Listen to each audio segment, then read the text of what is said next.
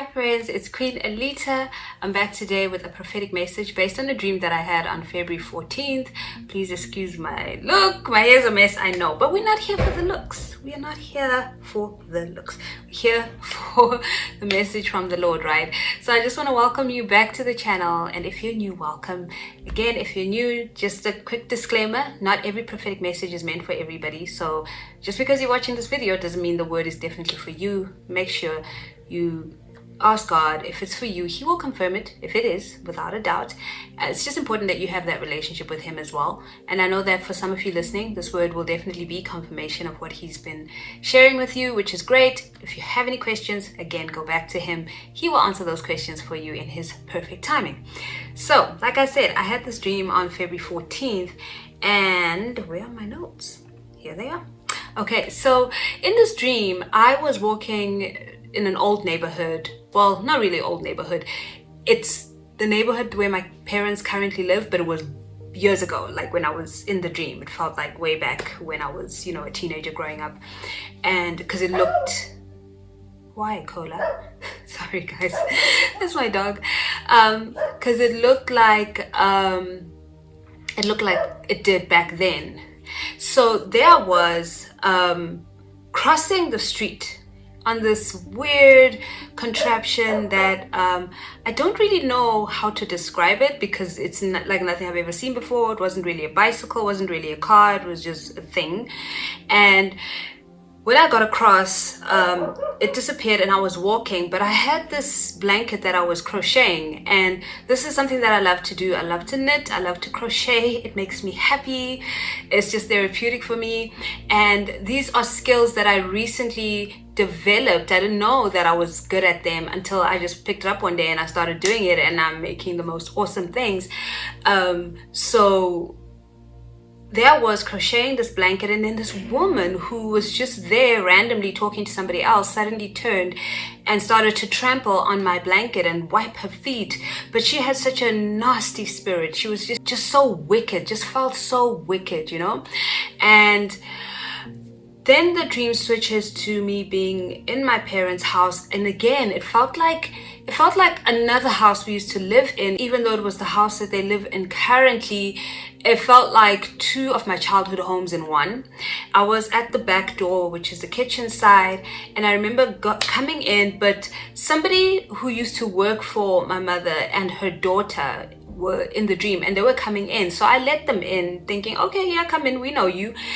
And I ushered them into the living room area. My mom was there, and I left the woman with my mom, and I took the daughter with me to go to sit with her in another room in one of the bedrooms for some reason.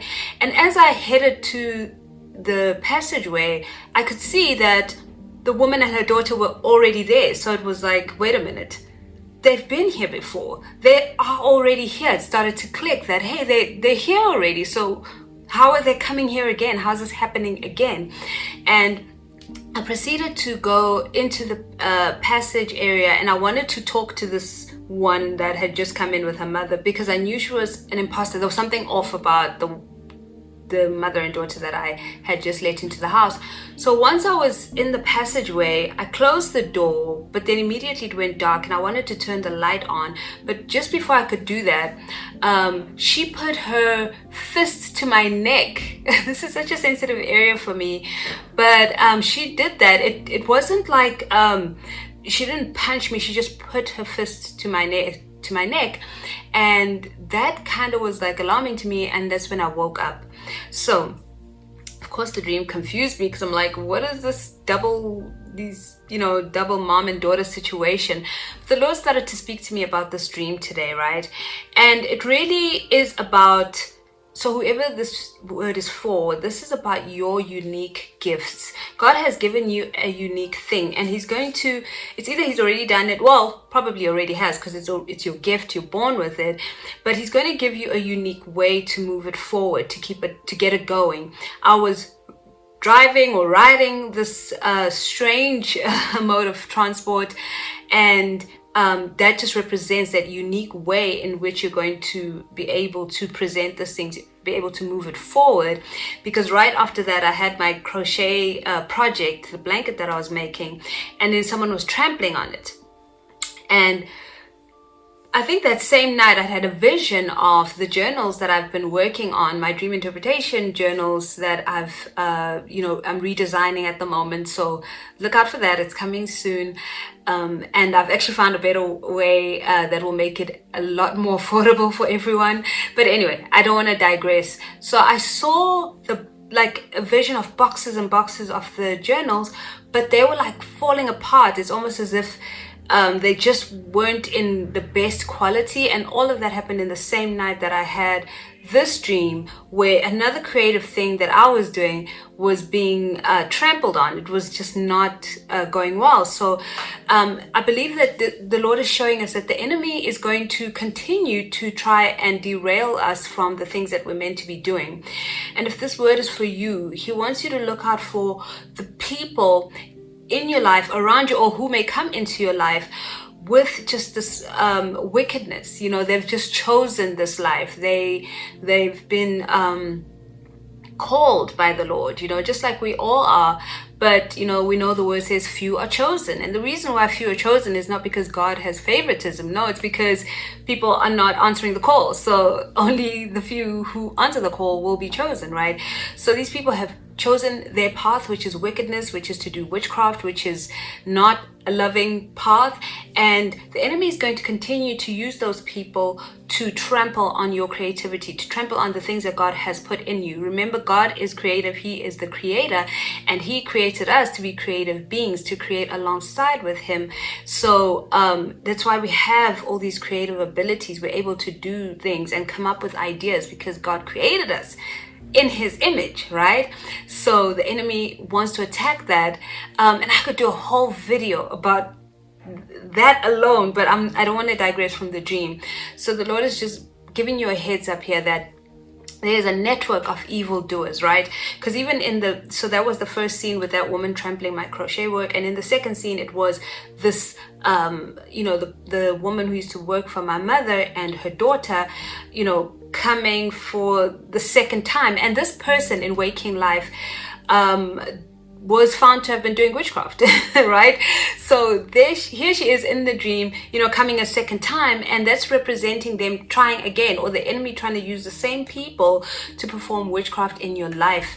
And why these people are resorting to that same witchcraft that they tried before is because it worked before. The Lord didn't necessarily stop them. He kept it controlled because, a lot of these people were trying to kill you. So he didn't allow them to do that. It's almost like a Job situation. So they trust those methods. They remember that, hey, it worked way back when we did it before. That's why the dream was set in many years ago when those things were really rife and happening in my life. So God is showing you that they have tried these things before. It worked back then, or at least they thought it did. But the actual truth is that God allowed it so that he could use it for your testimony and for your refinement, right?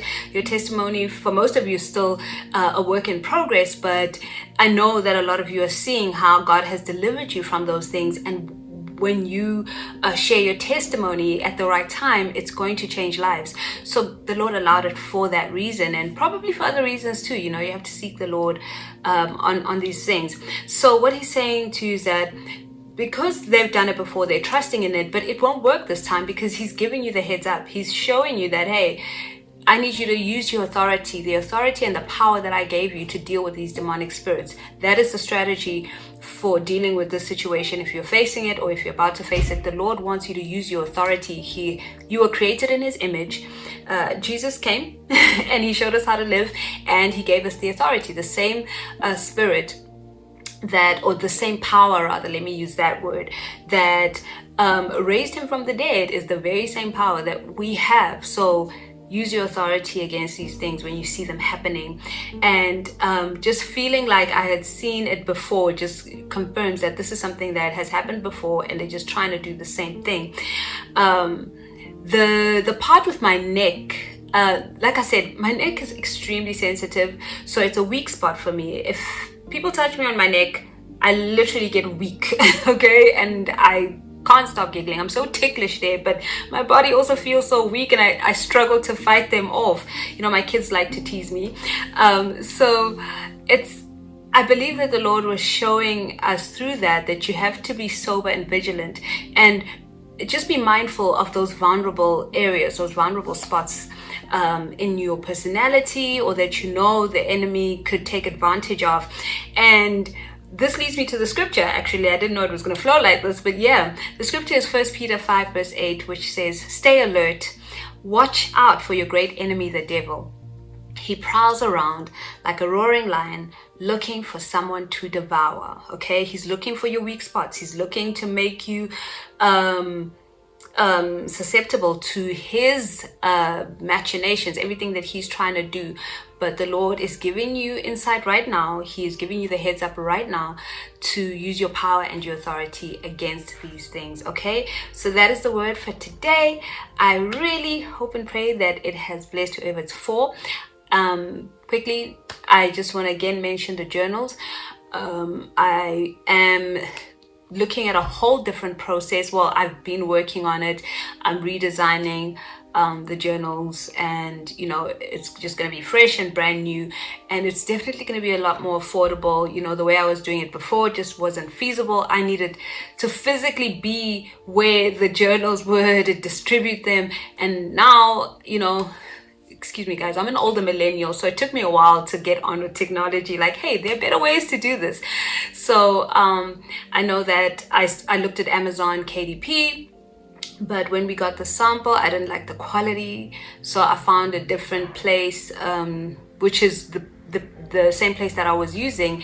It's just that I had them sending the journals directly to me, and then I would go and ship them out, which was so costly, so costly. And that's why the price was so high, because it was just not going to make sense. I was just going to be buying everybody journals if I made it any less expensive. So now they have a process where, you know, you guys can order directly from them, and that definitely lessens the costs for everybody. Yeah, I just wanted to put that in there. Otherwise, I'll see you in the next video. Always remember that God is a good Father. He loves you so much because you, my friends, are so deeply special to Him.